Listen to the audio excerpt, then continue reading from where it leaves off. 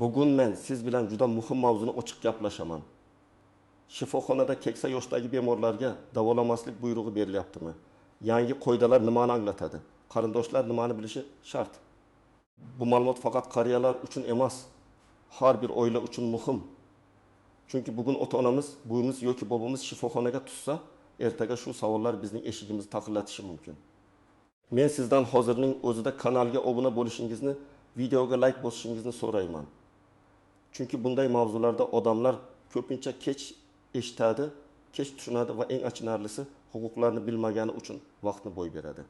Endi masalani vahimasiz, lekin juda jiddiy tarzda tushuntiraman. Avval shuni aniq aytaman.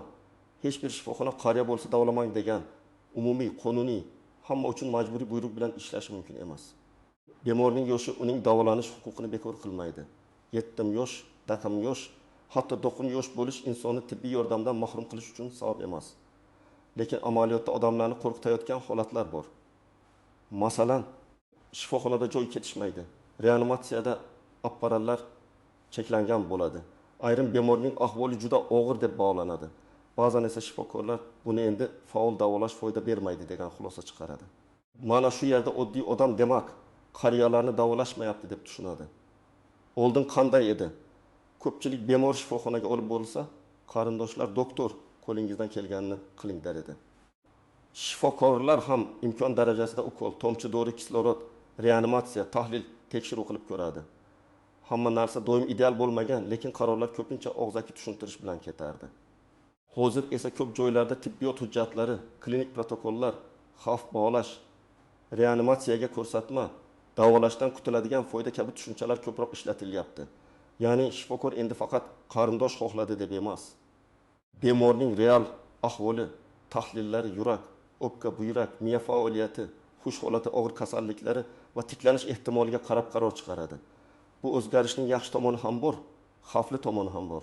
Yaxshi tomoni: bemorga kerak bo'lmagan, og'riqli, foydasiz muolajalar tiqishtirilmasligi kerak. Xavfli tomoni: ba'zi joylarda bu qoida noto'g'ri talqin qilinib, yoshi katta ekan, baribir foydasi yo'q degan sovuq va adolatsiz munosabatga aylanishi mumkin. Men aynan mana shu farqni tushuntirmoqchiman. Eng avvalo kim xavotir olishi kerak? Agar oilangizda olbas yoshdan oshgan, surunkali kasalligi bor inson bo'lsa, albatta ehtiyot bo'lish kerak. Masalan, yurak yetishmovchiligi, qandli diabet, insultdan keyingi holat, buyrak yetishmovchiligi, surunkali o'pka kasalligi, saraton, demensiya, yotib qolganlik, tez-tez hushdan ketish, nafas qisishi, oyoqlarda shish, yuqori qon bosimi, yurak urishi buzilishi bo'lsa, siz tibbiy hujjatlarni tartibga keltirib qo'yishingiz kerak. Lekin kim haddan tashqari vahima qilmasligi kerak. Agar keksa inson faol yursa, o'zi ovqatlansa, gaplashsa, xotirasi yaxshi bo'lsa, faqat bitta ikkita nazoratdagi kasalligi bo'lsa, meni yoshim katta, endi davolashmaydi deb qo'rqmasin.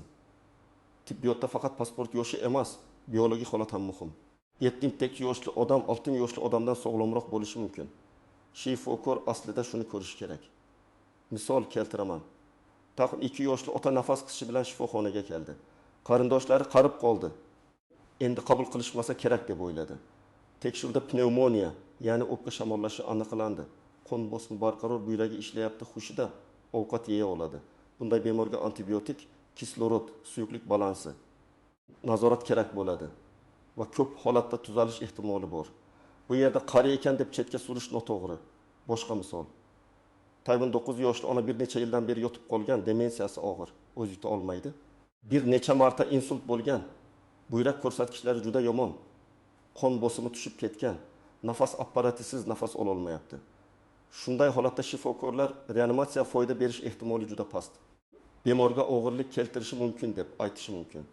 Bu davolamaymiz degani emas. Bu davolash maqsadini o'zgartirish degani bo'lishi mumkin. Og'riqni kamaytirish, nafasni yengillashtirish, suvsizlanishni nazorat qilish, bemorni qiynamaslik, yaqinlarni xabardor qilish. Mana shu ikki holatni adashtirmaslik kerak. Birinchi holatda faol davolash natija beradi. Ikkinchi holatda esa ayrim agressiv muolajalar foydadan ko'ra zarar keltirishi mumkin. Ammo har ikki holatda ham bemor tashlab qo'yilmasligi kerak. Tibbiy yordam faqat reanimatsiya apparati emas. Og'riqsizlantirish, parvarish, kislorod, infeksiya nazorati, suyuqlik, ovqatlanish, yara oldini olish, ruhiy qo'llab-quvvatlash ham tibbiy yordamdir. Ko'p oilalar aynan shu joyda xato qiladi. Ular agar reanimatsiyaga olmasa, demak davolamayapti deb o'ylaydi. Aslida reanimatsiya hamma uchun foydali joy emas. Reanimatsiyada bemor naychalar, kateterlar, kuchli dorilar, sun'iy nafas apparati doimiy invaziv kuzatuv bilan bog'lanadi. Agar bemorning tanasi buni ko'tara olmasa, muolaja umrni uzaytirgandek ko'rinsa ham azobni uzaytirishi mumkin. Lekin buni shifokor aniq hujjat bilan tushunarli tilda izohlash shart. Endi sonlar bilan tushuntiraman. Tasavvur qiling, shifoxonada reanimatsiyada 10 ta joy bor. Bir kunda 10 ta og'ir bemor kelib qoldi. Shifokorlar kimni birinchi oladi? Odatda hayotini saqlab qolish ehtimoli yuqori, tez yordamdan real foyda ko'radigan, ko'rsatmalari aniq bemorni tanlashadi. Bu jarayon tibbiy saralash, ya'ni triaj deb ataladi. Bu jarayonda yosh bitta omil bo'lishi mumkin, lekin yagona mezon bo'lmasligi kerak.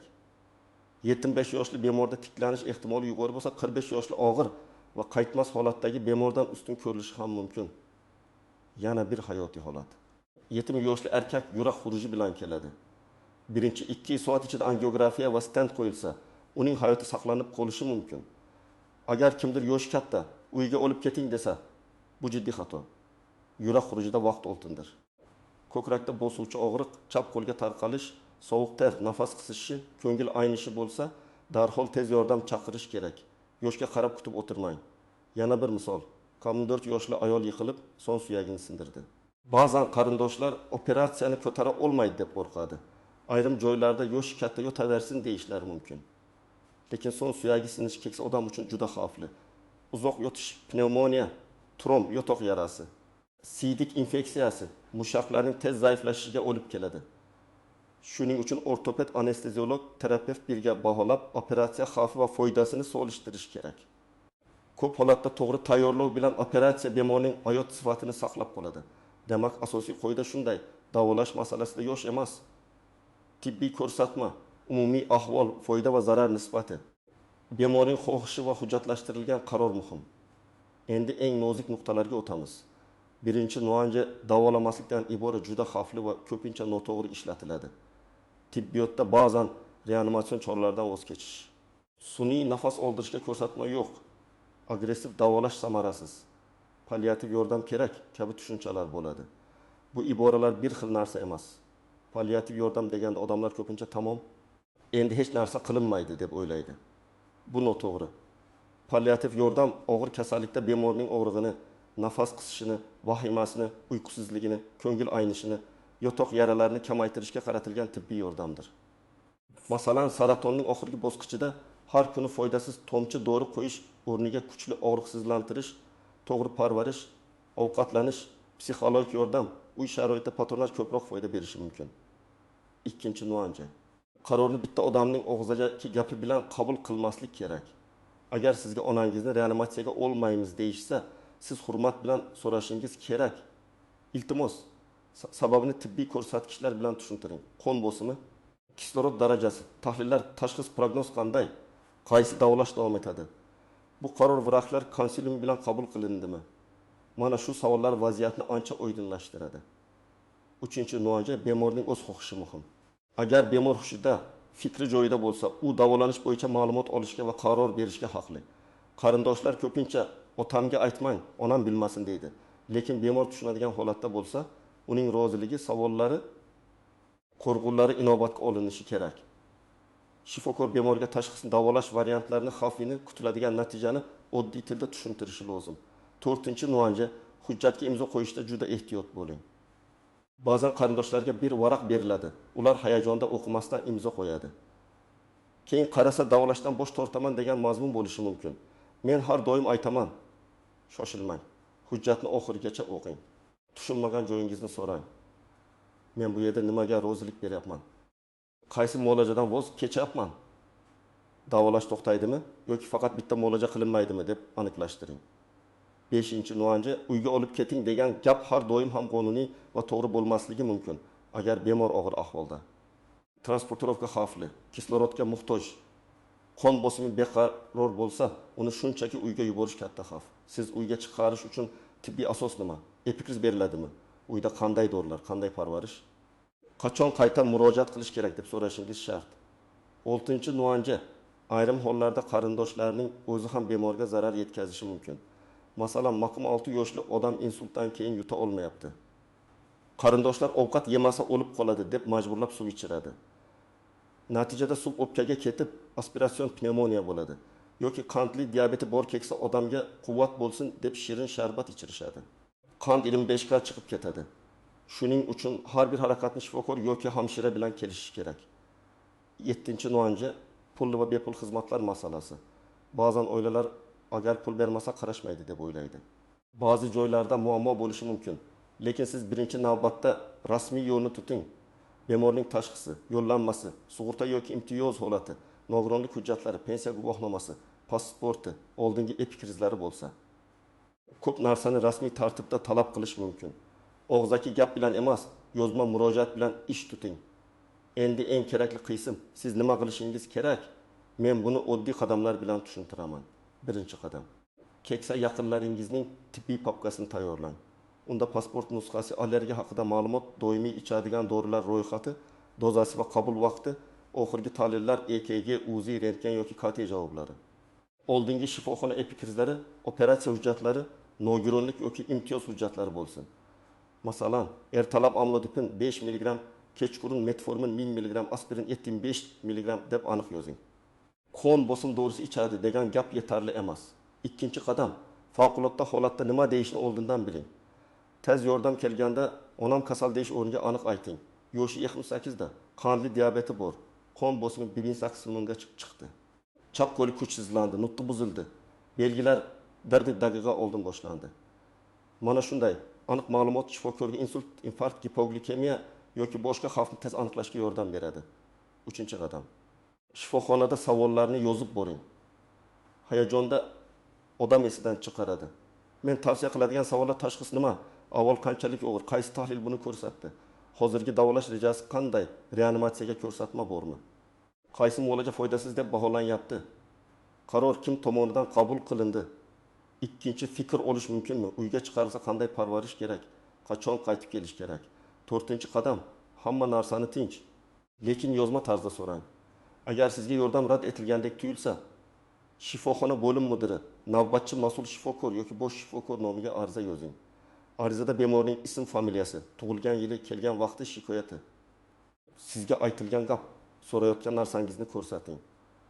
Masalan, bemorning reanimatsiyaga olinmaslik sababi, tashxis va davolash rejasi yozma ravishda tushuntirib berilishini so'rayman.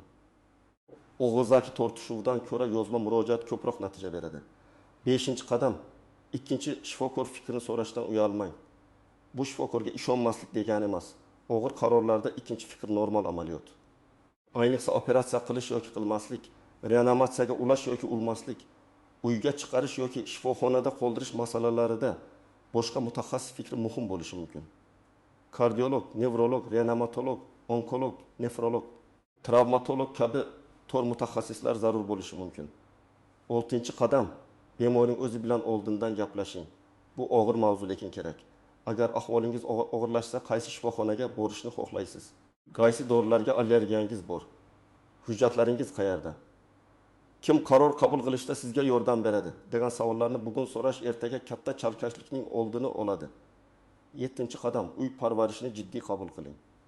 Keksa odam shifoxonadan chiqqandan keyin davolash tugamaydi. Dori vaqtida ichilishi, bosim va qand o'lchanishi, yotoq yarasi tekshirilishi, suv ichishi, ovqatlanishi, hojatga chiqishi, nafas olish kuzatilishi kerak. Agar isitma ko'tarilsa, nafas qisish kuchaysa, hush chalkashsa, siydik kamayib ketsa, lab ko'karsa, ko'krak og'rig'i paydo bo'lsa, ertaga ko'ramiz deb kutmang. 8-qadam, shifokor bilan urushmang, lekin susdan bo'lmang. Eng to'g'ri uslub shunday: hurmat bilan, aniq savol, hujjat bilan, guvoh bilan yozib olish orqali.